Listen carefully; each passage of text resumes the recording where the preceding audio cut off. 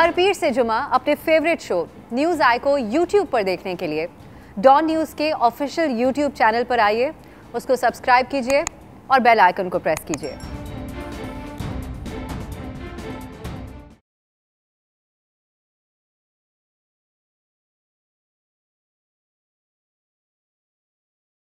अस्सलामुअलैकुम, मैं हूं अफसा कोमल। हुकूमत की तरफ से मिनी बजट भी पास करवा लिया गया है। ये एक मुश्किल मरहला था हुकूमत के लिए, लेकिन इससे गुजर ही गई किसी न किसी तरह। हुकूमत एक तरफ इत्तेहादियों के तहफ़्फ़ुज़ात थे, दूसरी तरफ PTI के अपने अरकान की नाराज़ी, जो इस सेशन से थोड़ी देर पहले तक भी आपने देखी। परवेज़ खटक साहब के हवाले से जो खबरें बनी थी, जिनको डिनाई किया ऑब्वियसली हुकूमत ने, लेकिन उसके अलावा भी हमने देखा सेशन के दौरान नूर आलम साहब जो पहले से अपने तहफ़्फ़ुज़ात का इजहार करते हैं, वो और दीगर कुछ जो अरकान ने गुस्से का इजहार किया और रिकॉर्ड पे लेके आए कि उनके क्या तहफ़्फ़ुज़ात हैं और क्या ख़यालात हैं। और ऊपर से अपोजिशन के ये दावे थे कि उनके हुकूमती अरकान के साथ राब्ते हैं, कुछ जो इत्तेहादी हैं उनके साथ भी राब्ते हैं, लेकिन इस सब के बावजूद हुकूमत के हक़ में 163 जबकि मुखालफत में 146 वोट पड़े और यूं हुकूमत के 15 से ज़्यादा तकरीबन 14 अरकान के गैर हाजिर होने के बावजूद भी हुकूमत ने बिल बासानी मंजूर करवा लिया और अपोजिशन अपने अरकान भी पूरे नहीं कर सकी। अब इससे लगता यह है कि अपोजिशन शायद ये बजट रोकना ही नहीं चाहती थी और इस बारे में जो ओपिनियन मेकर्स हैं पाकिस्तान में, तज्ज़ियाकार हैं, जो अपोजिशन के हलकों को भी बेहतरीन तरीके से देखते हैं और हुकूमत पर भी नज़र रखते हैं, वो भी इस बात का अनडिवाइडेड उनकी ओपिनियन है कि अपोजिशन नहीं चाहती थी कि मिनी बजट को रोका जाए, क्योंकि उनका ये ख्याल है इन ओपिनियन मेकर्स के मुताबिक कि महंगाई बढ़ेगी इस मिनी बजट से, जिससे जो उनका अपना मौक़िफ़ है अपोजिशन का और जो एहतजाजी प्रोग्राम होने वाले और आइंदा आने वाले इलेक्शंस के हवाले से जो तैयारी है उसमें अपोजिशन के बयानियों को फ़ायदा होगा। इस हवाले से कल रात को डॉन न्यूज़ पर ही आदिल शाहजेब साहब से गुफ्तगू कर रहे थे राना तनवीर साहब। उन्होंने कहा कि अगर कोई नो कॉन्फिडेंस के सिलसिले में टेम्प्रेरी गवर्नमेंट आती भी है तो हम नहीं चाहेंगे कि हम उसको संभालें और इन हालात में फिर हम पे भी तनकीद हो। तो ये तो मौक़िफ़ है अपोजिशन का। दूसरी तरफ है हुकूमत, जिसका मुश्किल हालात में ये मिनी बजट, जिसको कड़वा घूंट कह रहे थे, ये मंजूर होने के बाद जो एतमाद नज़र आ रहा है वो कुछ ज़्यादा ही बढ़ता हुआ नज़र आ रहा है। हुकूमत के अहम वज़ीर फवाद चौधरी साहब ने कहा कि पार्लियामान में अपोजिशन को एक बार फिर शिकस्त का सामना करना पड़ा है। इंशाल्लाह 2023 के इंतखाबात में नून लीग और जरदारी ग्रुप के चेहरे पार्लियामान से मुकम्मल तौर पर बाहर हो जाएंगे। वज़ीर दाखिला का आज बड़ा दिलचस्प बयान आया। उन्होंने कहा कि चारों जो शरीफ हैं ये सियासत से माइनस हो चुके हैं। अब आप लोग समझ चुके होंगे कि किन चार शरीफों की बात हो रही है। साथ ही शेख रशीद साहब ने कहा कि अपोजिशन वाले चाहते हैं कि जो हाथ इमरान खान के सर पे है वो उनके सर पे आ जाए, लेकिन वो हाथ अपोजिशन की गर्दन पे तो आ सकता है, सर पे नहीं आ सकता।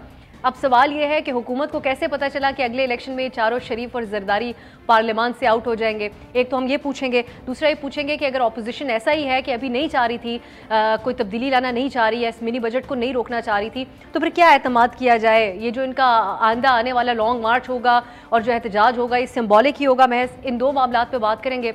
और एक और भी अहम इशू है, PTI हुकूमत की तरफ से काफ़ी तारीफ़ की जाती है वज़ीर आला उस्मान बुज़दार साहब की, वज़ीर आज़म साहब की तरफ से भी, लेकिन हमने देखा कि कितने सारे मुश्किल हालात आए, लेकिन वज़ीर आज़म साहब उनकी कुर्बानी देने को तैयार नहीं थे।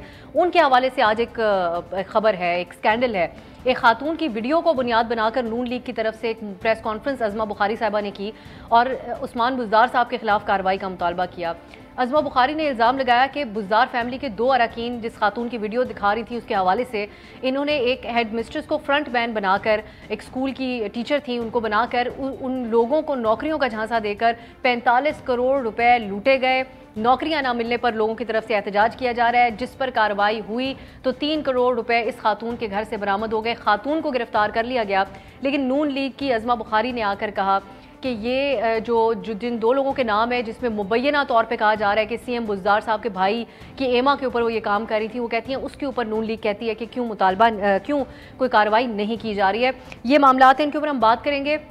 और हमारे साथ हैं पीपल्स पार्टी के रहनुमा कमर ज़मान कायरा साहब, रहनुमा अता तारड़ साहब और तहरीक इंसाफ के रहनुमा शौकत यूसुफजई साहब। आप तीनों का बहुत बहुत शुक्रिया।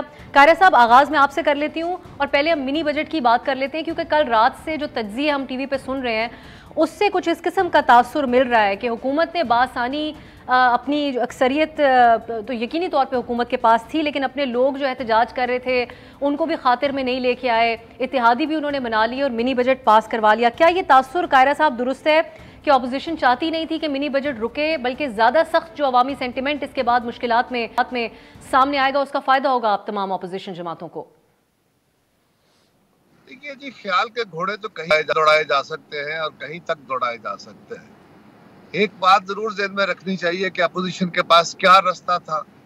अपोजिशन के पास जो मुनासिब रास्ता था वो ये था कि वो लोगों के पास जाते, मीडिया के लोगों के पास गए, उनकी इत्तेहादी जमातों के पास जाते, उनके पास गए, पीटीआई एमएनए को करने की कोशिश। हमारा नुक्ता नजर इस जो मनी बिल आ रहा है इसके बारे में ये है, और ये मुल्क के लिए ज़ाहिर कातिल है। अगर लोग कन्विंस नहीं हुए या किसी मजबूरी है, जो भी उसको आप नाम दे सकते हैं, उसके तहत अगर अपोजिशन अपने इस अमल में कामयाब नहीं हो सकी तो अपोजिशन को यही करना चाहिए था ना, और तो उसके पास कोई ऑप्शन नहीं था। कोई बंदूक उठा के, कोई ताकत के जोर पे, कोई लड़ाई झगड़ा करके तो ये चीजें नहीं रोकी जा सकती। आप जमहूरी अमल के अंदर रहते हुए जो मुनासिब रास्ता और जो जमहूरी और आईनी तरीका है आप वो अडॉप्ट करते। क्या कट मोशंस हुई, क्या अपोजिशन के लीडर्स ने तकरीरें की? अब आप कहिए कि जी हुकूमत के इत्तेहादी हुकूमत से राजी हो गए या नाराज अरकान राजी हो गए या कर दिए गए, उसकी वजूहात हो सकती है, लेकिन ये इंटरप्रिटेशन बहरहाल किसी सूरत मुनासिब नहीं है कि ये कहा जाए कि अपोजिशन चाहती ही नहीं थी। अपोजिशन ने जितनी वो कोशिश कर सकते थे वो की, या जो लोग ये एतराज कर रहे हैं या करते हैं कि जी अपोजिशन चाहती नहीं थी, वो वजाहत करें। ये काम हो सकता था, इस तरीके से रुक सकता था, लेकिन अपोजिशन ने अपनी पूरी एफर्ट नहीं की। ये जरूर पता चलना चाहिए कि वो कौन सी कमी थी जो अपोजिशन की कोशिश रह गई जिसके ऊपर एतराज किया जा रहा है, वरना फिर ख्याल के घोड़े हैं, जितने जाए दौड़ा लें, जहां तक जाए। अता तारड़ साहब, लेकिन ये एक तो बात है जमहूरी रिवायात की, दूसरी बात आप दोनों बहुत बड़ी सियासी पुरानी एक्सपीरियंस सियासी जमातें हैं, तो एक सियासत की भी बात होती है। एक तरफ आप लोग अभी तक ये शिकवा कर रहे हैं कि फ़ोन कॉल्स के ऊपर कुछ लोगों को बुला लिया गया, लेकिन थोड़े दिन पहले तक आप लोग कह रहे थे इत्तेहादी हमारे साथ हैं। हमें कुछ साइंस भी नज़र आ रहे हैं कि हुकूमत के अंदर से बहुत बड़ी आवाज़ें उठ रही हैं, तो आप लोग क्यों उनको इस्तेमाल नहीं कर सके और अपनी तरफ नहीं कर सके और मिनी बजट को नहीं रोक सके? सियासत तो इस तरीके से ही होती है। देखिए, बात यह है कि ये पहली दफा हुआ है कि पीटीआई को बकायदा 2 चीफ मिनिस्टर्स को बुला के नेशनल असेंबली के हॉल की जो गैलरी है उसमें बतौर शो पीसेस बिठाना पड़ा। महमूद खान साहब हमें वहां पे नजर आए, उनके साथ बुजदार साहब हमें नजर आए, पूरे जाहो जलाल के साथ, पूरे अपने स्टाफ के साथ वहां बैठे हुए। यानी इमरान खान साहब अपने अरकान पार्लियामेंट को काबू नहीं कर सके और उनको 2 सूबों से वज़रा आला को हाउस के साथ गैलरी में लाके बिठाना पड़ा। और उससे पहले जो परवेज खटक साहब के साथ तल्ख कलामी हुई, जो परवेज खटक ने कहा और जो वज़ीर आज़म ने कहा मुझे ब्लैकमेल ना करें, तो ये जब हुकूमतें अपने आखिरी दमों पे होती हैं, ये हरकतें तब हुआ करती हैं। देखिए, इत्तेहादियों के साथ हमारा राब्ता था, काइंड ऑफ एमक्यूएम ने कुछ तरमीम भी दी, जो टैक्सेस वो समझते थे नहीं लगने चाहिए, उन पर उन्होंने भरपूर तरीके से कॉन्ट्रीब्यूट किया, उनका शुक्रिया। देखिए, बाकी इत्तेहादियों की कुछ मजबूरियां अभी हैं, मगर ये मैं आपको बताता चलूं कि इमरान खान साहब वो इमरान खान साहब नहीं हैं जो 2018 में आए थे। वो इस वक्त बहुत कमजोर हैं। उनको अपने मेंबरान को रिटेन करने में, उनको हाउस में लाने में, उनको बाकायदा वोटिंग पर कन्विंस करने में बहुत मुश्किलात पेश आ रही हैं। लोगों को हल्के से भी रद्द-ए-अमल है, कॉल्स आप जितनी मर्जी करवा लें। वो जो ख्वाजा आसिफ साहब ने बात की कि जब आपकी कोई लड़ाई हो जाए, आपके मैं बड़े भाई को बुला लेता हूं, तो ठीक है आप बुला लें, कॉल्स भी आपने करवा दी, मगर अगले इलेक्शन में जब ये वोट लेने लोगों के पास जाएंगे तो लोग आटे का, चीनी का, बिजली का, गैस का, पेट्रोल का हिसाब मांगेंगे। और जब वो तो ठीक है अता साहब, लेकिन आप जब ये कहते हैं कि इमरान खान 2018 वाले नहीं हैं, तो उनके 2018 वाले ना होने के अंदर आप लोगों का ऑपोजिशन का तो कोई किरदार नहीं है, उनकी अपनी पार्टी के अंदर मिसमैनेजमेंट है जो खुल के सामने आ रही है। नहीं, देखिए दो चीजें हैं। सबसे बड़ी चीज ये है कि इमरान खान का कंपैरिजन किसके साथ होता है? हमारे दौर के साथ होता है कि जब मोटरवेज भी बन रही थी, बिजली के मंसूबे भी लग रहे थे, इन्फ्लेशन भी कोई नहीं थी। एक तो हमारी परफॉर्मेंस बोलती है, वो अपनी जगह पर, आप उसको अगर छोड़ भी दें, हमने पिछले 3 साल, मैं दाद देता हूं अपनी पार्टी को कि इमरान खान ने नैब को भी इस्तेमाल किया, FIA को इस्तेमाल किया, एंटी करप्शन को इस्तेमाल किया, हल्कों के अंदर हमारे लोगों को तंग किया। हमारी पार्टी टूटी नहीं, हमारी पार्टी इंटैक्ट रही। Floor of the house leader of opposition Shahbaz Sharif साहब ने बिलावल साहब के साथ मिलके, मौलाना के साथ मिलके हमेशा टफ टाइम दिया, सो मच सो कि हमारी तकरीरों से, हमारी अमेंडमेंट से तंग आके इमरान खान साहब जाके रोते हैं कि जी ये हाउस में शोर करते हैं, मुझे बोलने नहीं देते, मैं फलां कर दूंगा, मैं धमका कर दूंगा। ऑपोजिशन बहुत मौसर रही है और एक फैशिस्ट और एक डिक्टेटोरियल जहन रखने वाले इमरान खान को ये अनकरीब घुटने टेकने पड़ेंगे। इस दफा सेशन में मुझे फर्क नजर आया जो कासिम सूरी ने किया। मैं एक और बात करता चलूं, मुझे बहुत रिस्पेक्ट है सुप्रीम कोर्ट की। मैं ऑनरेबल सुप्रीम कोर्ट से रिक्वेस्ट करता हूं कि कासिम सूरी डिप्टी स्पीकर 1.5 साल से स्टे ऑर्डर के पीछे बैठा हुआ है, उसने अपनी डिस्क्वालिफिकेशन के खिलाफ स्टे ऑर्डर लिया हुआ है, वो खारिज होना चाहिए या उसका जो फैसला करें, जो मेरिट पे फैसला करें। कल जब हमने काउंट करवाया उनके बंदे कम थे, रात 11:15 तक सेशन चलाया सिर्फ जिद में कि उनके लोग कम थे, काउंट ना करना पड़ जाए, रूल्स और प्रोसीजर्स को बुलडोज किया, इनको भुगतना पड़ेगा जिन्होंने किया है। शौकत यूसुफजई साहब, ये इल्जामात है ऑपोजिशन के कल के सेशंस के हवाले से, लेकिन ये जो मिनी बजट है ये आपने पास करा लिया, लेकिन आप लोग किस चीज को इतना सेलिब्रेट कर रहे हैं? क्योंकि ऑपोजिशन के हलकों में ये ख्याल है, उनको तो खुशी है इस बात की, उनका काम आसान कर दिया आपने। अवाम ज्यादा गुस्से में होंगे अब जब वो निकलेंगे बाहर लॉन्ग मार्च लेके। बिस्मिल्लाहिर्रहमानिर्रहीम। देखिए, हर गवर्नमेंट का अपना एक तरीक़ाकार होता है। अब सबको पता है इस मुल्क के अंदर माशी मुश्किलात हैं और उस माशी मुश्किलात से निकलने के लिए तल्ख़ फैसले भी करना पड़ते हैं। और ये मनी बजट कोई पहली दफ़ा आया है, इससे पहले भी मनी बजट आते रहे हैं, लेकिन इन्होंने इसको इतनी बड़ी हवा दे के कि जी बस हुकूमत तो जाने वाली है। तो मुझे तो बहुत ही गैर संजीदा लग रही है अपोजिशन। मतलब कभी वहाँ ये कहते हैं जी इनके पास लोग ही नहीं है, खुद ही खबरें डिस्ट्रीब्यूट करते हैं मीडिया को, ये इख्तलाफात हैं। देखिए, कल परवेज़ खटक साहब ने आके खुद वजाहत भी कर दी कि कोई इख्तलाफात नहीं है। देखिए, पार्लिमानी पार्टी के इजलासों में होता है, लोग अपने मुकम्मल डिनाई नहीं किया उन्होंने यूसुफजई साहब, उन्होंने कहा था कि अंदरूनी मामला है, बात करते हैं। नहीं, ये सबको पता है कि पार्लिमानी पार्टी के अंदर लोग अपनी बात करते हैं, सूबे की बात भी करते हैं, अपनी नुमाइंदगी करते हैं, लोग उनसे पूछते हैं हल्कों में, तो वो अपनी बात करते हैं। तो ये कोई इतना बड़ी बात नहीं होती है कि बस पता नहीं क्या हो गया। देखिए, अपोजिशन का मसला ये है कि इनको पार्लियामेंट के अंदर शिकस्त पे शिकस्त हो रही है, लेकिन ये आगे से कह नहीं बस आगे तो इसके बाद तो जी हमारी वारी है। ये वारियां करते रहे, इनको कोई वारी नहीं देने वाला इंशाल्लाह ताला। ये जिस तरह यहाँ पे शिकस्त खा रहे हैं, इंशाल्लाह 2023 के इलेक्शन में भी शिकस्त खाएंगे। ये मामूली बातें जो अगर आप कह रहे हैं पार्लिमानी पार्टी के इजलास के अंदर परवेज खटक साहब क्योंकि खुद डिनाई कर रहे हैं, लेकिन चले इस हद तक हम देख लेते हैं कि उनके लिए बड़े मुश्किल हालात आप लोगों ने पैदा कर दिए। जब वो एबटाबाद में जलसे के लिए गए तो वहां पे अवाम ने उनको क्या बातें कही, वो एक जेन्युइन रीजन लेके सामने बैठे हुए हैं, लेकिन आपकी पार्टी के अंदर से बहुत एक्सट्रीम किस्म की आवाजें उठ रही हैं। अहमद जवाद साहब के सारे इंकशाफात सबके सामने पड़े हुए हैं, जिसके अंदर वो कहते हैं कि प्राइम मिनिस्टर साहब को गाली देने वाले लोग अपने आसपास चाहिए होते हैं। और कल पार्लियामान के अंदर नूर आलम साहब ने भी जो बातें की वो आपने सुनी है। तो इस तरह के इख्तिलाफात हमने नहीं देखे पहले किसी पार्टी के अंदर। देखिए, मेरे ख्याल से अगर आप शुरू दिन से नूर आलम साहब की स्पीच देखें ना, शुरू दिन से एक मौलाना फजलुर रहमान साहब की, वो ये कहते थे हुकूमत नाकाम है। 2018 से जब से हुकूमत बनी है ना, वो कहते नाकाम है।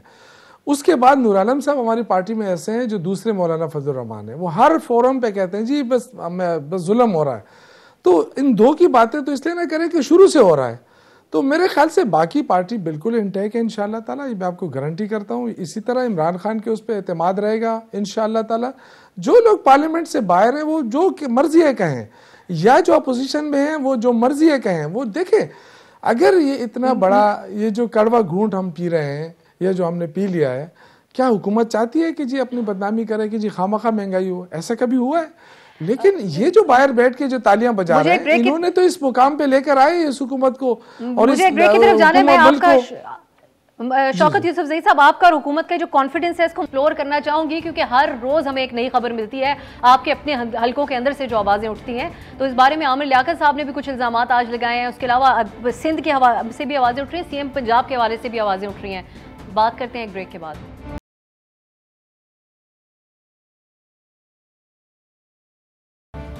ब्रेक के बाद खुश आमदीद। हम बात करें तो मिनी बजट हुकूमत की तरफ से पास करवा लिया गया, ऑपोजिशन का आगे क्या प्लान होगा और हुकूमत क्यों इतनी पुरएतमाद है, क्योंकि उनकी अंदरूनी इख्तलाफात एक तरफ हैं और मिनी बजट के बाद अवामी सेंटिमेंट जो सामने आ रहा है और उससे पहले भी सामने था वो एक तरफ है। दोनों चीज़ें बहुत मुश्किल हैं तमाम अंदाज़ों के मुताबिक इस हुकूमत के लिए और इसके सर्वाइव करने के लिए। अता तारड़ साहब, अब हुकूमत हमसे बारहा ये आप लोगों से सवाल पूछती है, जब हम उनसे सवाल पूछते हैं कि इन ऑपोजिशन जमातों से पूछे ये लोग खुद कितनी दफ़ा IMF के पास गए, अब कल एक आप लोगों की तरफ से बिलावल भुट्टो साहब की तरफ से पीपल्स पार्टी भी बार बार कह रही थी कि ये कुछ मखसूस चीज़ें हैं, इनके ऊपर सो टैक्स ख़त्म कर दिया जाए, वो ऐलान कर दिया कल हुकूमत ने। तो अब आप बताइए कि अगर आप लोग होते इस सूरत हाल में, तो ये जो माशी सूरत हाल है, तो IMF के पास जाने के सिवा क्या एक ऑप्शन होता आप लोगों के पास? देखिए, इतनी मिसमैनेजमेंट है जी, इतनी मिसमैनेजमेंट है। तो ये तो सबसे मैं मुबारक देना चाहता हूँ खैबर पख्तूनख्वा में जो उनका रिजल्ट आया है लोकल बॉडीज का, लोगों ने PTI को सबसे बड़ी जमात के तौर पे वहां तस्लीम किया, उनको इलेक्ट किया उनकी 8 साल कारकर्दगी की बेस पर। मैं तो पंजाब की बात कर सकता हूँ, मैं जितने बाई इलेक्शन में खुद गया हूँ, खानेवाल से लेके वजीराबाद से लेके डस्का से लेके खुशाब से लेके लाहौर, ये हर बाई इलेक्शन हारे हैं। गवर्नमेंट्स बाई इलेक्शन हारा नहीं करती थी कभी, बिकॉज इनकम्बेंसी होती है, आपकी परफॉर्मेंस होती है, आप 100 लोगों के काम करवाते हैं, जो भी है। कराची में फैसल वाडा की छोड़ी हुई सीट पर ये 6ठे नंबर पे आए हैं और ये TLP से भी नीचे इन्होंने स्कोर किया है। तो आप अंदाजा लगा लें कि इनकी क्या हालात हैं पॉलिटिकली और पब्लिकली। देखिए, ये वाहिद मुल्क है जिसके अंदर वीट की शॉर्टेज हुई क्योंकि हमने वीट एक्सपोर्ट की थी। हमने वीट एक्सपोर्ट करके फिर इंपोर्ट की। सेम विद शुगर, हमने शुगर पहले एक्सपोर्ट की फिर इंपोर्ट की, अब हम वीट रशिया से मंगवा रहे हैं। यानी मुझे ये बताया ना कि ये 2 कमोडिटीज यहां पे थी, मिसमैनेजमेंट की वजह से इनकी कीमतें आसमान से बातें कर रही हैं। फिर आजकल फर्टिलाइजर की जो शॉर्टेज है, किसानों को इतना बड़ा मसला है कि यूरिया 2700 रुपए का मिल रहा है और नायाब है, ब्लैक में मिलता है, कुछ खुशकिस्मती से मिलता है। तो ये तो IMF का कसूर नहीं है ना, ये तो छोटी छोटी चीजें थी जो मैनेज कर लेते। इस महीने सेंसिटिव प्राइस इंडेक्स जो है, जो बेसिक अशियाए खुर्दोनोश हैं, जो एक गरीब आदमी लेता है, वो ईयर ऑन ईयर कंपैरिजन आप करें वो 20% के ऊपर है। तो ये IMF के पास इसलिए जाना पड़ रहा है कि इनकी नाअहली है, इनकी नालायकी है, इनके पास कोई पॉलिसी नहीं है। इन्होंने पूरी दुनिया में जाकर ढिंडोरा पीटा कि हम चोर हैं। इन्होंने हर फोरम पे कहा कि पाकिस्तान में करप्शन होती है, हम करप्ट लोग हैं और हमें कोई डोनेशन ना दे, कोई हमें एहतियात ना दे, ये चोरी होती है यहाँ पे। और आपको मैं बताऊं, जितनी करप्शन इस दौर में हुई है, आप करप्शन परसेप्शन इंडेक्स उठा के देख लें, हर चीज नीचे गई है। वर्ल्ड प्रेस फ्रीडम इंडेक्स उठा के देख लें, यानी करप्शन भी है, चोर बाजारी भी है, मिसमैनेजमेंट भी है और उस पे बात करने वालों की जुबानबंदी भी की जा रही है। लेकिन यही तो फर्क है तारड़ साहब, यही तो फर्क है कि जब इमरान खान साहब ऑपोजिशन के अंदर थे तो पूरी दुनिया को पता चला था कि क्या इल्जामात हैं ऑपोजिशन की तरफ से उस वक्त की हुकूमत के ऊपर, लेकिन आप लोग ये चीजें हाईलाइट नहीं कर सके, मीडिया ही हाईलाइट करता है हर बार। कायरा साहब, अब ये कुछ बुनियादी बातें थी जो मैं आपकी तरफ आऊंगी दोबारा। बिलावल भुट्टो साहब ने भी अपने खिताब में कहा, ये फॉर्मूला मिल्क वगैरह के हवाले से भी बहुत आवाम के अंदर भी बात हो रही थी, सुर्ख मिर्च नमक, ये कुछ बेसिक बुनियादी चीजें थी, इस पर तो बैकफुट पे गई ना हुकूमत, उन्होंने टैक्स छूट दे दी। तो फिर क्या एतराज रहा फिर अब आप लोगों को इस मिनी बजट पे? ऑप्शन क्या था हुकूमत के पास इसके अलावा? कहता तारड़ साहब, आप जवाब दे दें इस बात का। देखिए, मैं जो बात करना चाह रहा था, मैं बात ये कर रहा था कि देखिए, हमारे दौर में हमने ऑपोजिशन को बिल्कुल दीवार के साथ नहीं लगाया था, हमने ऑपोजिशन के लोगों को जेलों में नहीं भिजवाया था, हमने ऑपोजिशन के लोगों पे मंशियात नहीं डलवाई थी, हमने ऑपोजिशन के लोगों को बंद नहीं किया था, हमने एंकर्स को नौकरी से नहीं निकलवाया था, हमने मीडिया हाउसेस का इस्तेसाल नहीं किया था। तो ये ऑपोजिशन को मैं दाद देना चाहता हूं, पूरा फ्रंट बैंक जो है आपने जेल भेज दिया, सिर्फ इसलिए कि आपकी अना थी, आपकी जिद थी कि आप अपने मुखालफिन को करप्ट समझते हैं और आपकी अपनी काबीना में लोग बैठे हैं। आज PIA की फ्लाइट यूरोप नहीं जाती क्योंकि गुलाम सरवर खान ने फ्लोर ऑफ द हाउस एक इररिस्पॉन्सिबल स्टेटमेंट दी। मेरे हिसाब से as a Pakistani I believe कि गुलाम सरवर खान को जेल में होना चाहिए। आपने चीनी का स्कैंडल किया, आटे का किया, अद्वियात का किया, LNG में 1 अरब 2.5 अरब रुपए का घपला है, आपने कोई चीज नहीं छोड़ी। आपके इर्द गिर्द लोगों ने अपनी जेबों में अरबों रुपए डाले, कोई पूछने वाला नहीं है, ना नैब ना FIA इल्जामात हमारे पे लगाते हैं। तो बात यह है कि हमारे दौर में कम अज कम ऑपोजिशन को भी फ्रीडम था, ऑपोजिशन जहां मर्जी धरने करते थे, प्राइम मिनिस्टर हाउस तक पहुंच गए थे, कब्रें खोदी थी, पार्लियामेंट का गेट तोड़ दिया था। तो ये ऑपोजिशन जो है, ये इनका मुकाबला हर फ्रंट पे कर रही है, वो लीगल फ्रंट हो, वो अदालतें हो, वो पार्लियामेंट हो, हर जगह पे कर रही है। और इनकी परफॉर्मेंस पे जो सवालिया निशान है, देखें, इमरान खान साहब ने 3.5 साल, कोई एक मुझे उनकी पॉलिसी बता दे जो कामयाब रही हो। ये अगला कुछ अरसा ऐसे ही गुजर जाएगा, इनको कुछ नहीं आता, इनसे कुछ नहीं होता। इन्होंने सिर्फ तबाही की है हर सेक्टर के अंदर। शौकत यूसुफ जी अगर आप मुकम्मल कर चुके हैं तो शौकत साहब, एहसास प्रोग्राम आप लोगों का है, कल पार्लिमानी पार्टी के अंदर हमने सुना कि इसके ऊपर जो प्राइम मिनिस्टर साहब के बहुत दिल के करीब है, तो वहां से मीडिया को खबर ये मिली कि एहसास प्रोग्राम के हवाले से भी लोगों ने कहा इसको बंद कर दें, आपके अपने अरकान ने कहा। फिर थोड़ी देर पहले जब आप बात कर रहे थे आपने कहा ये ऑपोजिशन ने फीड कर दिया मीडिया को, तो मीडिया तो नहीं बैठा, ऑपोजिशन तो नहीं बैठी हुई थी उस पार्लिमानी पार्टी के इजलास के अंदर, तो यकीनन ये भी बातें की जा रही हैं कि आपके अपने हलकों में से लीक की गई है खबर, क्योंकि सेंटिमेंट इतना सख्त है इस वक्त आपकी अपनी हुकूमत का प्राइम मिनिस्टर साहब के खिलाफ और अपने फैसलों के खिलाफ। आप लोग दूसरों के एहतसाब की बात अभी तक क्यों कर रहे हैं? ये ऑस्ट्रिच सिंड्रोम नहीं, जब इतने सारे इल्जाम आप लोगों के अपने ऊपर लग रहे हैं, अब अली जैदी साहब के बारे में हर रोज खबर आ जाती है। देखिए, पहली बात तो यह है कि एहतसाब की बात तो कभी नहीं छोड़नी चाहिए, और इसलिए कि करप्शन हुई है इस मुल्क के अंदर और उसका हिसाब किताब होना चाहिए। अब देखिए, जो इदारे एहतसाब कर रहे हैं हमें उनको देखना चाहिए कि वो कितने मौसर तौर पे कर रहे हैं। अब ये तो नहीं है कि वज़ीर आज़म कहे कि जी मैंने जो बात पहले की थी अब मैं नहीं कर रहा हूँ, बात तो करप्शन तो हुई है।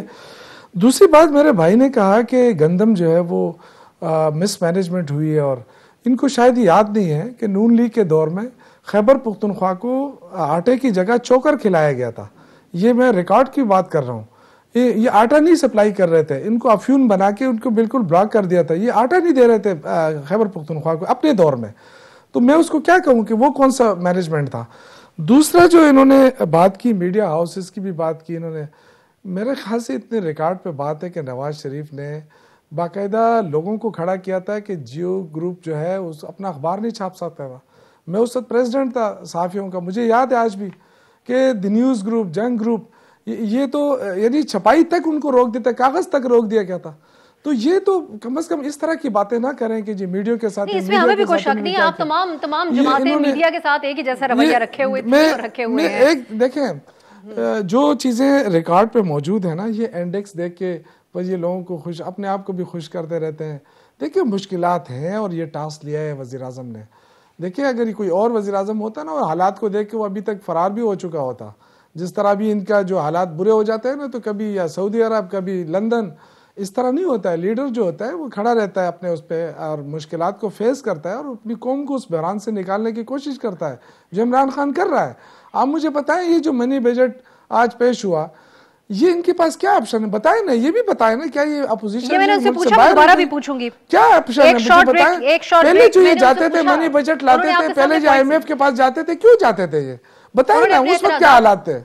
ये शौकत साहब, आप लोग यही सवाल पूछे जा रहे हैं काफी दिन से, पोजीशन भी वो पॉइंट सामने रख रही है जहां आपने मिसमैनेज किया, जहां आप लोगों ने सही IMF के साथ डील नहीं किया। एक ब्रेक की तरफ मुझे जाने दें, वापस आते हैं तो इसके ऊपर बात करेंगे। जो शेख रशीद साहब ने आज बात की वो बड़ी दिलचस्प है, मैं आप लोगों के कॉमेंट्स उसके ऊपर चाहूंगी एक ब्रेक के बाद।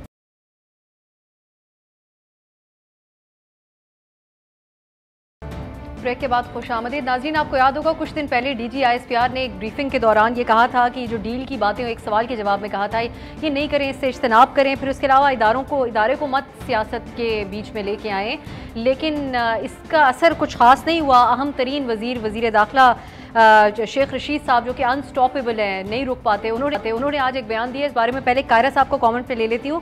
कायरा साहब, शेख रशीद साहब कह रहे हैं कि जो हाथ इमरान खान के सर पे है वो इन जमातों के, यानी आप अपोजिशन जमातों के सर पर तो नहीं आएगा, लेकिन गर्दन पे आ जाए, जरूर आ सकता है। तो आप कुछ दिन पहले तक जरदारी साहब ने भी एक बयान दिया था जिसको भी इदारे ने डिनाई किया था फॉर्मूले के हवाले से। अब आप लोगों को इदराक है इस बात का, जो शेख साहब कह रहे हैं कि आप लोगों की गर्दन पे हाथ आने वाले आसार अभी भी हैं? देखिए, अगर हुकूमत का अहम तरीन वजीर जो है वो ये बात कह रहा है, तब उसकी बात को डिनाई तो नहीं किया जा सकता। और शेख साहब हुकूमत के वजीर होने के साथ साथ बड़े बाखबर आदमी और तर्जमान के तौर पे भी गिने जाते हैं कि वो जो बातें करते हैं वो बड़ी दूर की कौड़ियां मिलाते हैं और उनके पास अंदर की खबरें होती हैं। लिहाजा अब ये तो मजीद को वजाहत ही आएगी तो पता चलेगा, अदरवाइज शेख साहब का बयान तो बड़ा वाज़ेह है। लेकिन मेरा ख्याल है शेख साहब का बयान हो या किसी और का, इससे ज्यादा अहमियत का हामिल ये अमल होगा कि अगर हमारे इदारे न्यूट्रल हो जाएंगे, इस अमल के अंदर, सियासत के अंदर मुदाखलत का सिस्टम खत्म हो जाएगा, कर्टेल कर दिया जाएगा, तो वो खुद बोलेगा, खुद समझ आ जाएगी, मीडिया को भी पता चल जाएगा, हमें भी पता चल जाएगा, पूरे मुल्क को पता होगा कि हमारे इदारे जो हैं वो न्यूट्रल हो गए हैं। ISPR की तरफ से आने वाला बयान बड़ा खैर खुशाइंद है, हम उसको खैर मकदम करते हैं और ये होना चाहिए। लेकिन अब ये बयान पहले भी आए, अब इसकी अमली ताबीर होनी चाहिए, अमल में ये बयान आ जाए, तभी बेहतरी की सूरत हाल हो सकती है। और आपके पहले हिस्से में, गुफ्तगू के पहले हिस्से में मेरा कोई सिग्नल नहीं था सही, मैं बात शामिल नहीं हो सका, तो मेरी उस पर गुजारिश सिंपल ये है कि अपोजिशन नंबर नहीं होता, अपोजिशन के पास नंबर कम होता है, इसीलिए वो अपोजिशन हुकूमत इसलिए हुकूमत होती है कि उनके पास अक्सरियत होती है। अगर हम कह रहे थे कि हुकूमत के इत्तेहादी हुकूमत से नाराज है या हुकूमत की इन पॉलिसीज के साथ नहीं है, तो क्या काबीना के अंदर आपको वो आवाजें उनकी सुनाई नहीं थी? क्या कल के अजलास में आपको सुनाई नहीं थी? लेकिन कायरा साहब, उसके ऊपर तो हुकूमत कहीं कहीं पे ये भी कह रही थी कि हमारी पार्टी की डेमोक्रेसी है, कि देखें परवेज खटक साहब प्राइम मिनिस्टर साहब के सामने खड़े हो गए। पार्टी की डेमोक्रेसी, हम भी पार्टी डेमोक्रेसी वाला ही है, कोई और अथॉरिटेरियन रूल वाले तो नहीं है। मैं तो इत्तेहादियों की बात कर रहा हूँ कि इत्तेहादी क्या ओपनली, जब जॉइंट सिटिंग हुई उस वक्त जो लेजिस्लेशन हुई, उस वक्त इत्तेहादियों यानी MKM और काफ लीग ने ओपनली मीडिया में आके बयानात नहीं दिए। जो हम कह रहे थे कि इत्तेहादी साथ नहीं है, ऑन बोर्ड नहीं है, अगर हम गलत कर रहे थे, गलत कह रहे थे, तो आप बता दीजिए। क्या उनकी दिमाग के अंदर से ये बातें नहीं आई? क्या नूर आलम या इस तरह के और दोस्तों ने बातें नहीं की खुल के? उनके वज़रा ने माना इस बात को। और बात यह है कि अपोजिशन का रोल भी यही होता है दुनिया भर में। अपोजिशन को लठ लेके जाके रास्ते नहीं रोका करती, अपोजिशन ने कोशिश करनी होती है, उनके मेंबरान को भी कायल करना होता है, उनके इत्तेहादियों को भी कायल करना होता है। और अगर एक रात पहले तक इत्तेहादी हमारे नुक्ता नजर के और कौम के साथ खड़े हों और फिर अचानक उनका रिव्यू बदल जाए, तो उसके माने तो आप खूब जानते हैं ना हमारे मुल्क में इसके क्या माने निकलते हैं।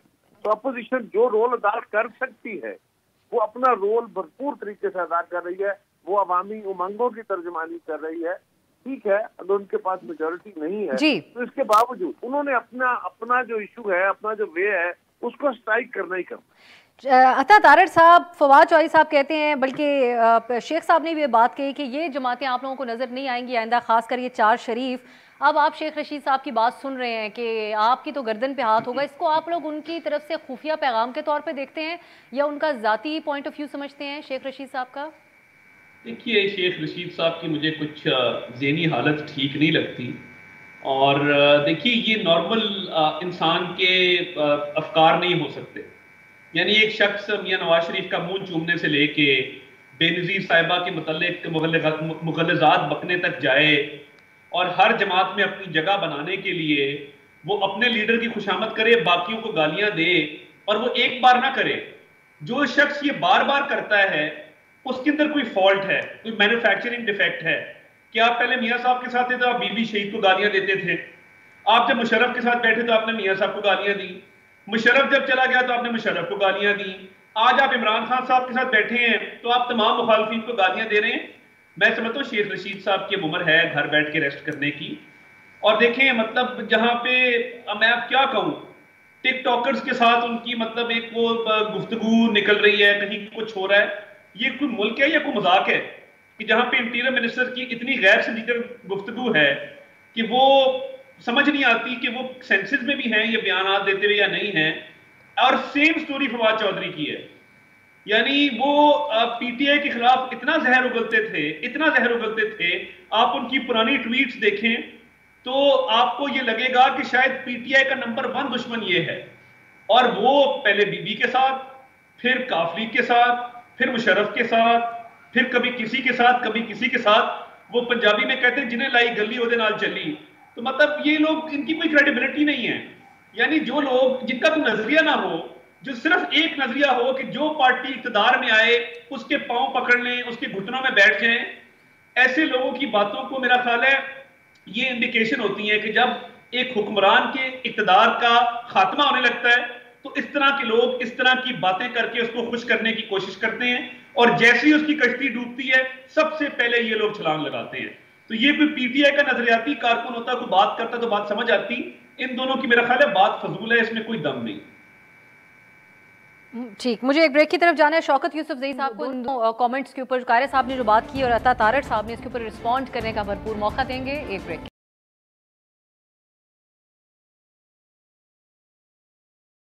ब्रेक के बाद खुश आमदीद। हम बात अब करें ज़रा शेख रशीद साहब का जो बयान आज सामने आया। कहते हैं कि अपोजिशन वाले चाहते हैं कि जो हाथ इमरान खान के सर पे है वो उनके सर पे आ जाए, लेकिन वो हाथ अपोजिशन की गर्दन पे तो आ सकता है, सर पे नहीं आ सकता। शौकत यूसुफजई साहब, आप लोगों को जब ये अपोजिशन सिलेक्टेड कहती है तो आप लोग एतराज़ करते हैं, अब सर पे हाथ का एतराफ़ आप खुद करते हैं, तो क्या माजरा है ये?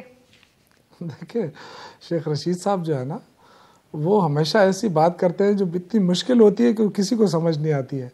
तो वो तो अपोजिशन को हमेशा कंफ्यूज रखते हैं और आज भी कंफ्यूज रखा है उनको, और वहाँ पे चोट देते हैं जहाँ पे इनको ज़्यादा चोट महसूस होती है। तो देखिए, मेरे ख्याल से ये सर पे हाथ रखने वाली बातें जो है ना, ये अब छोड़ देनी चाहिए। अब अपनी जो आवाम की जो वो है उसको उस पर बात करें। अपोजिशन जो है वो सारी जमातें मिलकर अगर हुकूमत के ख़िलाफ़ ना तो वो जुलूस निकाल सकती है, ना वो जलसा कर सकती है, तो फिर तो इनको दब के रहना चाहिए, दूसरों पे इल्ज़ामात नहीं लगाना चाहिए, क्योंकि इन्होंने अपने दौर में कुछ नहीं किया। अब मैं एक सिंपल सी बात बताऊं, कहते हैं जी बिजली महंगी हो गई। अब एक बिजली घर जो है वो 800 अरब रुपए उसको देना पड़ रहे हैं। क्यों? वो बिजली बनाए या ना बनाए, लेकिन ये बिजली घर किसने लगाया था? ये इमरान खान ने लगाया था, जो 800 अरब रुपए हम दे रहे हैं उसमें। तो जो फैसले करके मैं टॉपिक पे रहा हूं, मैं शौक साहब वक्त थोड़ा कम है, मैं चाह रही हूं इसके ऊपर ही आप पहले जरा, आपने कहा शेख साहब ऐसी बात कर देते हैं जो लोगों को समझ नहीं आती है, लेकिन वो एक सीनियर सियासतदान है, वो इससे पहले भी इसका इजहार कर चुके हैं। कयाल सराइयां दम लेती हैं इन चीज़ों से, और फिर DGISPR जब प्रेस कॉन्फ्रेंस करते हैं तो कहते हैं इज्तिनाब किया जाए। तो जब इतने अहम ओहदे पर बैठा हुआ वजीर बार बार इस बारे में बात करेगा तो फिर बाकियों को आप कैसे मना कर सकते हैं? देखिए, ये उनका इशारा शायद उस तरफ ना हो जो ISPR ने कहा है, उनका इशारा वैसे वो एक उन्होंने मुआवरतन एक बात की कि सर पे हाथ नहीं गर्दन पे हाथ, तो ये एक मुआवरतन बात की होगी उन्होंने, और वो कर सकते हैं, वो इतने सीनियर पॉलिटिशियन है, उनके पास बहुत सारे अल्फाज है, उनपे अल्फाज का चुनाव है, तक कहीं नहीं होंगे, ये उनको कैसे पता? आपकी पार्टी की किसी शख्सियत ने उस दिन कहा था अगले इंतखाबात तक शहबाज शरीफ साहब भी मंजर आम पर नहीं होंगे। देखिए, ये तो अगर आप अपोजिशन को सुन रहे हैं तो वो ये कह रहे हैं कि जी मार्च में हुकूमत गई, जनवरी में गई, दिसंबर में गई, उनको किसने कहा था? ये देखिए पॉलिटिकल बातें होती हैं, इसको इतना वो नहीं लेना चाहिए। लेकिन जो असल बात है वो ये कि क्या ये अवाम को कन्विंस कर सके? ये आज तक अवाम को कन्विंस इसलिए नहीं कर सके कि इन्होंने चोरियां की हैं, इन्होंने डाके डाले। आज तक नवाज शरीफ की फैमिली जो है वो मनी ट्रेल नहीं दे सकी है। देखिए कितनी सिंपल सी बात है, सारी बातें जी हमें तंग किया जा रहा है, हम पे जुल्म किया जा रहा है, मनी ट्रेल नहीं दे रहे। भाई मनी ट्रेल दे दे, आजाद चाहे घूमे फिरे जहां मर्जी है, जहां हम तो आपको नहीं रोक रहे हैं, लेकिन मनी ट्रेल तो आपको देना पड़ेगा। आप इतने अरसे तक हुक्मरान रहे पंजाब में, इस मुल्क के ऊपर, आपके पास पहले क्या था, अब क्या है, ये जवाब तो आप देना पड़ेगा। अता तारड़ साहब, अब आज शहजाद अकबर साहब ने आप लोगों के बारे में एक और भी खबरदार कर दिया है। उन्होंने कहा है कि नवाज शरीफ साहब खुद अपने आप को बरतानिया में जो पाकिस्तानी हाई कमीशन है उसके हवाले कर दें, उन्हें हम इज्जत से वापस ले आएंगे। तो अब आप लोगों की तरफ से हम क्या लाहे अमल देखेंगे शहबाज शरीफ साहब को डिस्क्वालीफाई होने से बचाने के लिए, और पार्टी वर्कर्स से किए गए वादे के मुताबिक क्या नवाज शरीफ साहब आ रहे हैं वापस? काश शहजाद अकबर ने जिंदगी में कोई कानून की किताब पढ़ ली होती, कुछ 4-5 दिन किसी अदालत में धक्के खा के कोई कानून सीख लिया होता, कोई लॉ प्रैक्टिस कर ली होती। अगर ये कंटेम्प्ट मूव करेंगे तो अपने खिलाफ करेंगे, यानी गवर्नमेंट ने इजाजत दी ना मियां सबको बाहर जाने की, गवर्नमेंट का एग्जीक्यूटिव डिसीजन था, गवर्नमेंट कोर्ट ने मोडालिटीज तय की, decision lies with the government, तहकीकात करें, अपने खिलाफ करें। एक तो ये बिल्कुल फ्लॉड आर्ग्यूमेंट है। नंबर 2, शौकत यूसुफजई साहब ने चोरियों की और डाकू का जिक्र किया। अगर हमारे खिलाफ कुछ होता तो मियां नवाज शरीफ को बेटे से तनख्वाह ना लेने पर डिस्क्वालीफाई ना किया जाता। अगर हमारे खिलाफ कुछ होता तो अरशद मलिक को वीडियो दिखाने की जरूरत ना पड़ती। अगर हमारे खिलाफ कुछ होता तो जज बशीर ये ना कहता कि करप्शन नहीं हुई। जब पीटीआई के अकाउंटों में टी बॉयज के थ्रू पैसे आएंगे, रफीक नामी कुक, अरशद नामी टी बॉय जिसके अकाउंट में करोड़ों रुपया आ रहा है, 20,000 रुपया तनख्वाह है, इंद्रजीत दोसांझ कौन है, बैरी कौन है, जो फॉरेन फंडिंग में 7.5 साल से स्टे ऑर्डर चल रहा है, जो न्याजी ऑफशोर सर्विसेज लिमिटेड का आज तक जवाब नहीं दे सके सॉरी, और कोर्टों के अंदर कभी एक बहाना कभी दूसरा, बीआरटी में स्टे ऑर्डर के पीछे छुपते रहे। दाद दे हमें कि हमने 200 पेशियां भुगती, बेगुनाह होते हुए भुगती, हमारे खिलाफ जो आज भी ऑर्डर आए हैं मैं एक बात बताऊं अभी, वो कोर्ट की नजर में टेनेबल नहीं नवाज है। शरीफ साहब आ रहे हैं, नहीं आ रहे तारड़ साहब? सर एक मिनट, मैं आपको बात बताऊं, आएंगे वापस 100% आएंगे, मगर बात ये इनके कहने पे नहीं आएंगे, ये जेलों में जहां पे अच्छा हाई कमीशन के जरिए भी नहीं आएंगे। ठीक, देखिए इमरान खान की इन्होंने बात की, इमरान खान ने तो इतने डॉक्यूमेंट्स दे दिए हैं, इनको चाहिए कि अपने कोई डॉक्यूमेंट्स दे दें।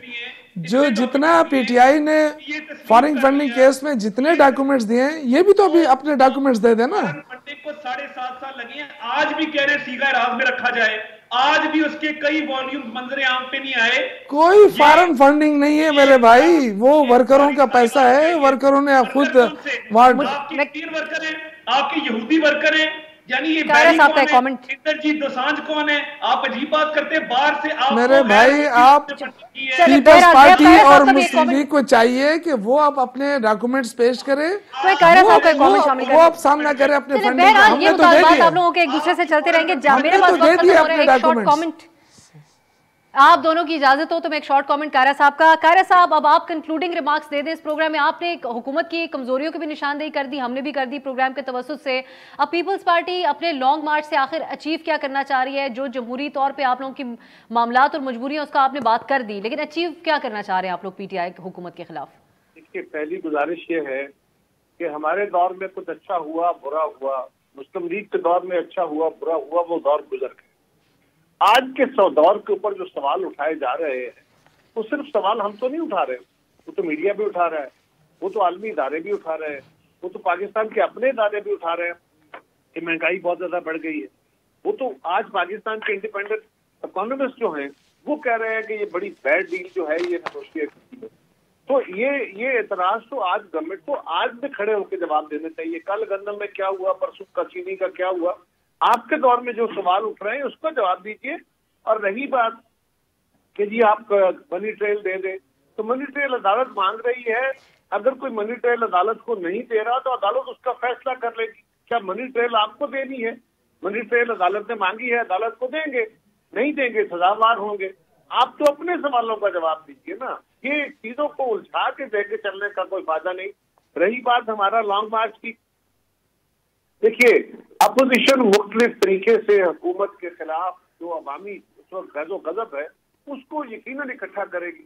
उसका तरीकाकार यही है कि हम अवाम के पास जाएंगे, हम मीडिया के जरिए जाएंगे, हम असेंबलियों के जरिए जाएंगे, और लॉन्ग मार्च पीटीआई जो बाकी जमातें हैं अपोजिशन की, उन्होंने भी ऐलान किया हुआ है, पीपल्स पार्टी ने फैसला किया है, और हम चाहते ये हैं कि जल्द अज जल्द इस हुकूमत का खात्मा हो, क्योंकि अब इस पे कंसेंसस है कि ये हुकूमत जब तक बैठी रहेगी पाकिस्तान के मसाइल पर। ये हमें देखना होगा कि आप लोगों के इन लॉन्ग मार्चेस से हुकूमत को खतरा महसूस हो। मेरे पास वक्त खत्म हो गया, इसलिए मैं पहले तो सिंध की सूरत हाल देखें। सिंध में जो आपकी बात है कि आपका खर्चा है कि जी खतरा नहीं होगा और हुकूमत नहीं गिरेगी, तो इवन देन हमें क्या करना चाहिए? हमें वो काम करने की जरूरत है जो हमारी दानिश में अवामी जो एक इस वक्त राय है। ठीक जी कायरा साहब, बिल्कुल पहले तो कराची का सूरत बेहतर करें, सिंध की सूरत हाल को बेहतर करें। आपके पास सूबाई हुकूमत आपसे वो नहीं चल रही है, और आपसे भी सीएम बुज़दार साहब पे लगने वाले इल्जामात के ऊपर जरूर लेती। लेकिन कायरा साहब आपका भी बहुत बहुत शुक्रिया, आता तारड़ साहब आपका भी बहुत शुक्रिया, और शौकत यूसुफ सईद साहब आपके वक्त का भी बहुत शुक्रिया। नाज़रीन, नेशनल सिक्योरिटी पॉलिसी का एक हिस्सा जारी कर दिया गया है, बड़ी अहम खबर है, इसके बारे में आने वाले हफ्ते में इसका जायजा लेंगे। इजाजत दीजिए, खुदा हाफिज।